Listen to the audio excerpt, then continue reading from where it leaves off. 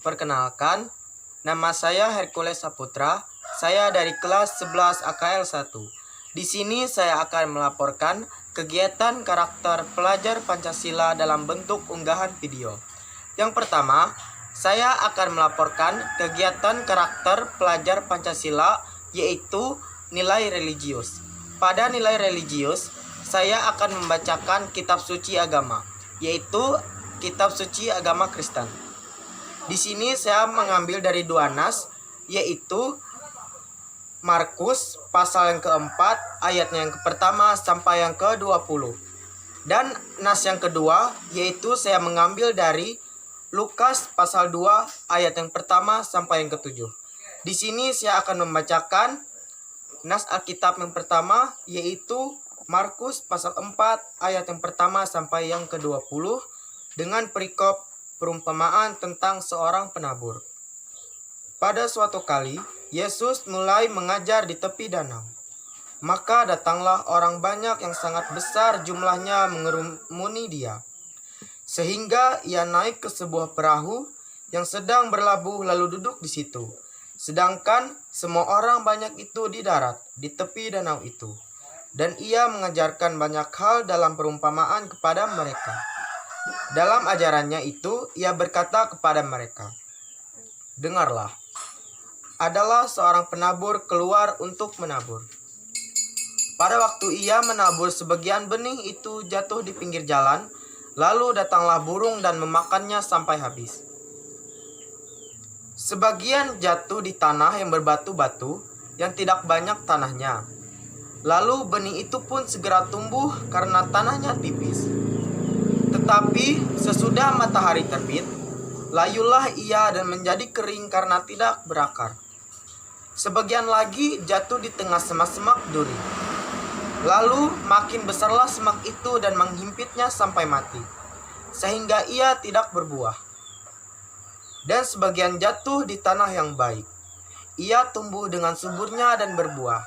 Hasilnya ada yang 30 kali lipat, ada yang 60 kali lipat, ada yang 100 kali lipat." Dan katanya, "Siapa mempunyai telinga untuk mendengar, hendaklah ia mendengar."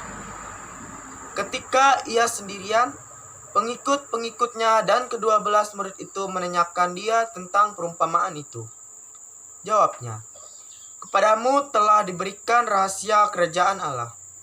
Tetapi kepada orang-orang luar, segala sesuatu disampaikan dalam perumpamaan, supaya sekalipun melihat, mereka tidak menganggap. Sekalipun mendengar, mereka tidak mengerti, supaya mereka jangan berbalik dan mendapat ampun." Lalu ia berkata kepada mereka, "Tidakkah kamu mengerti perumpamaan ini? Kalau demikian, bagaimana kamu dapat memahami semua perumpamaan yang lain?" Penabur itu menaburkan firman. Orang-orang yang di pinggir jalan, tempat firman itu ditaburkan, lalu datanglah iblis dan mengambil firman yang baru ditaburkan di dalam mereka. Demikian juga yang ditaburkan di tanah yang berbatu-batu. Ialah orang-orang yang mendengarkan firman itu, dan segera menerimanya dengan gembira.